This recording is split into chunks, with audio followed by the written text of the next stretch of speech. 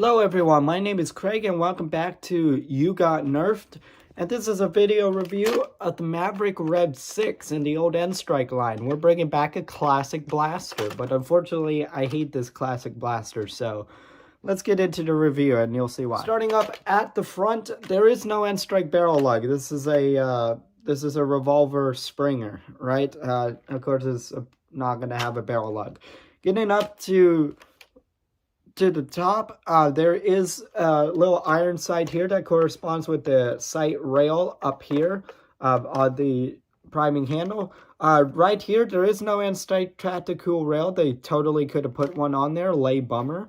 Up front is the priming handle. There is an N-Strike tactical rail on here. I don't know why you want to put something on there when you need to prime. This is how you prime. It is spring action. You pull that back and then you're ready to fire. I hate this priming handle because this is wicked big. It looks like that I'm not putting in a lot of effort in there. That is a lot of strength. And I have to do basically that to really prime it well. Pulling back, priming weight is much harder than a lot of the things that I would say pretty much all of my other blasters. If I thought the Commander had a hard priming handle, this one probably has the hardest priming handle that I felt so far. But unfortunately, you don't get as great a performance out of that. It's basically spinning, rotating the barrel and priming back the plunger tube that is in here.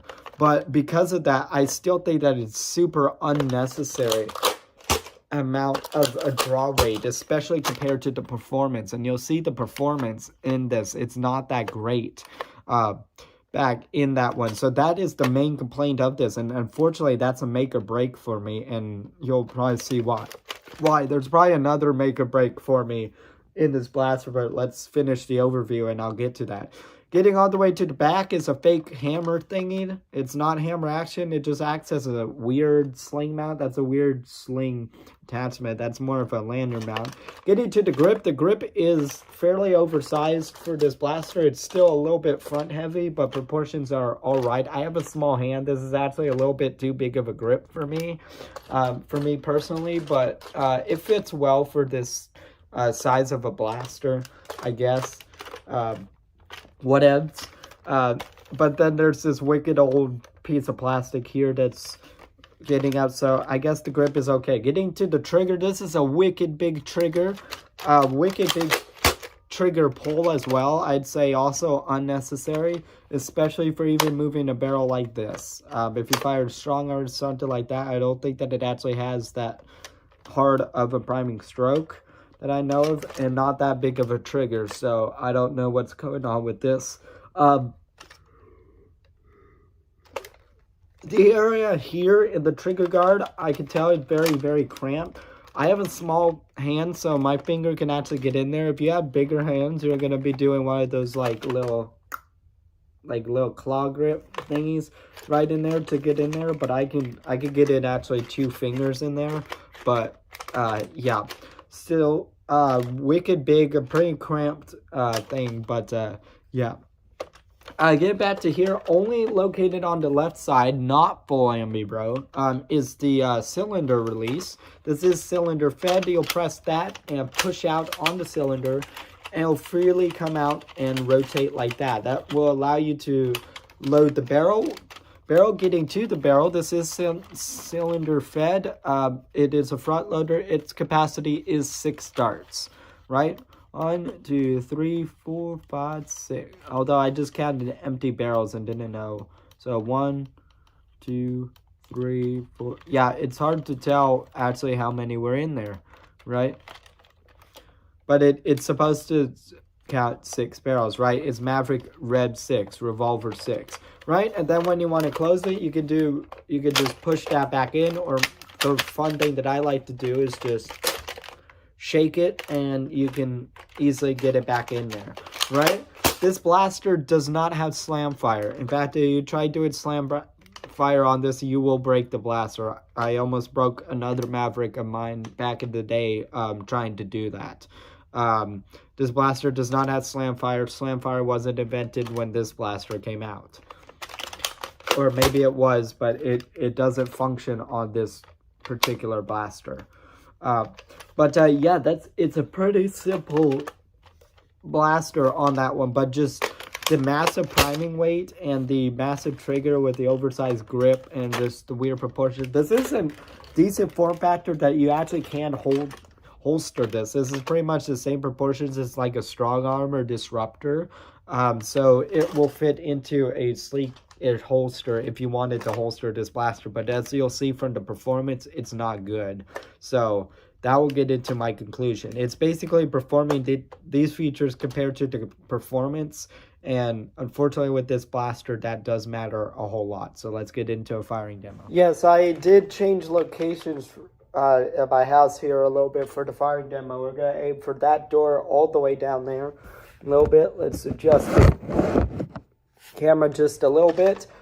First shooting some Elite darts, some Elite 2.0, and I have one regular Elite dart in there.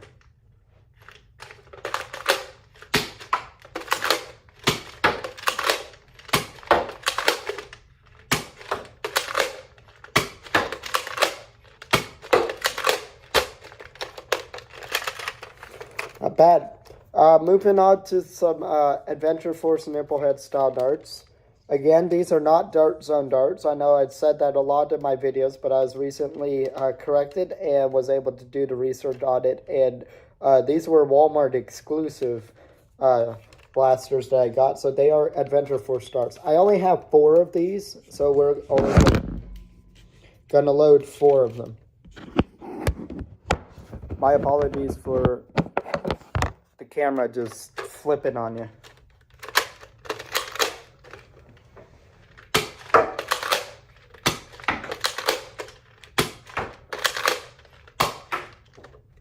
Yikes.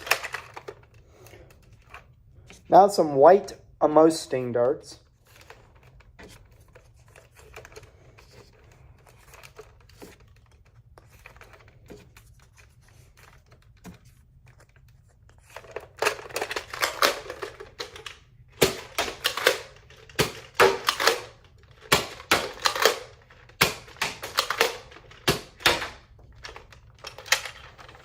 Okay. Moving on to 4 of the X-Shot, the gray X-Shot darts. These are the full-length darts.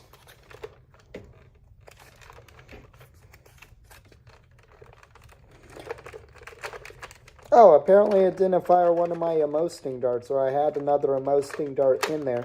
So you'll probably be seeing that firing out as well. But I will start with these X-Shot darts.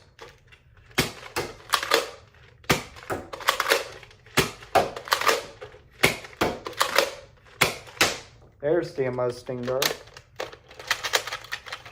Not bad. Now get to some Screamer darts. I have 3 of these. That was just a handful I grabbed. I wasn't worried about trying to get 6 of every single ammo type, because I didn't want to take that long on the firing demo.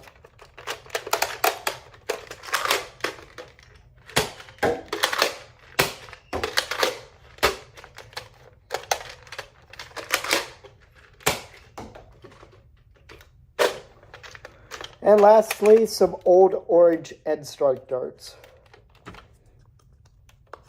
This might be the first blaster where these absolutely fire decent out of, because they were somewhat designed for this blaster.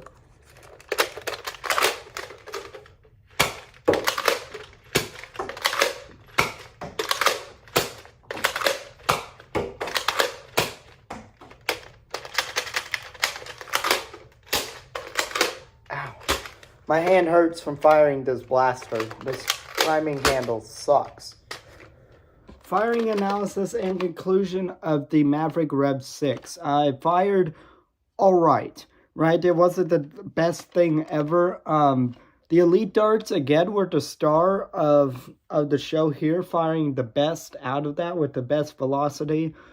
A little bit with the best accuracy. I think the Amosting darts were the most accurate. The Adventure Force darts, although I've really relied on those and say those were really, really good, and generally are a bit better than the Elite darts, those actually kind of sucked. And then every other projectile sucked. The Dart Zone darts didn't fire too well. Neither did the Screamer or the old End Strike dart. So very, very interesting choice in here. But yeah, some of the velocities weren't that great. The velocity overall of this blaster isn't that great, but it's all right for a backup. It's in line with like something like the Recon and something with that, which means that basically emergency blasters and all that in the old End Strike series doesn't really matter at all. Yep, that's basically what these fiery demos are telling me with these old orange End Strike blasters. Yellow End Strike blasters. That's basically what it's telling me right now.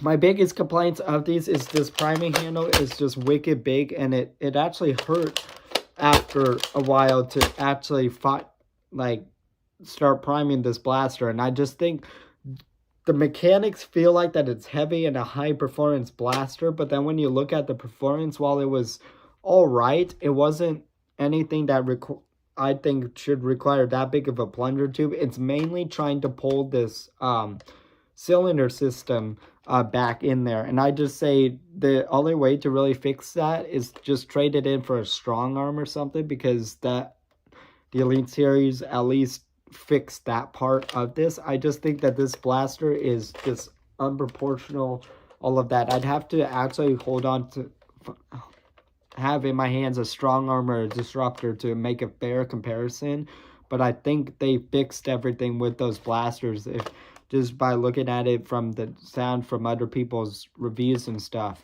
to really do that. I don't really get the tactical rail on the priming handle. I think that's the dumbest place to put that, since half of my hand is going onto there, unless if you wanted to rig up something like right here on the fake hammer to pull it back. To do that, you could go like freaking like Rambo style, that it'll pull back whenever you do that, and then you can fire. I didn't have any jams or malfunctions though while doing that, and it's decent for a backup pistol if you did want this. If you didn't want something like a Jolt or that, you're gonna get outgunned by a Jolt, but this has more capacity than that. And if you're looking for something that can fit in a holster, this is basically the form factor that most Nerf holsters are going to go by. It's going to be something like this or a little bit smaller.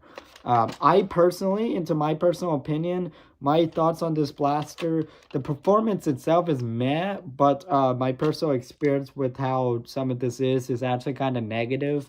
While, yes, it's a classic blaster, I don't really like this blaster at all. Just mainly, again, to this, there should be no reason for this priming handle to be this strong, right? Or this trigger to be this whack, especially in a blaster this old.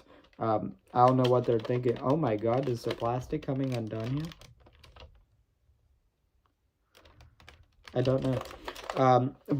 Yeah, so overall, kind of negative opinion on this blaster. I know a lot of people like it. I do like it for the nostalgia point on this. This was one of my first I had this and basically the Recon.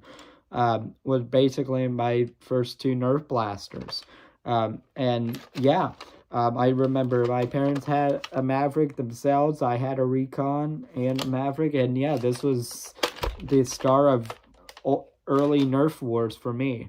Until we got a Jolt, and then it was Maverick versus Jolt, and then I would randomly whip out a Recon and then wreck them, because I think the Recon is slightly, ever so slightly better than this blaster, but yeah, it's a weird blaster. Basically, the only real thing, if you look at it objectively, wrong with this is just go get a strong arm or a disruptor. It's better, but objectively, it does what it's supposed to do. I just think they could have made it so much better, even at the old End Strike line, right? At the old End Strike line, and that's why I really don't like this blaster a whole lot. So that's my thoughts on the Maverick Red 6. Let me know what you think in the comments down below. And yeah, I'll see you guys in the next one.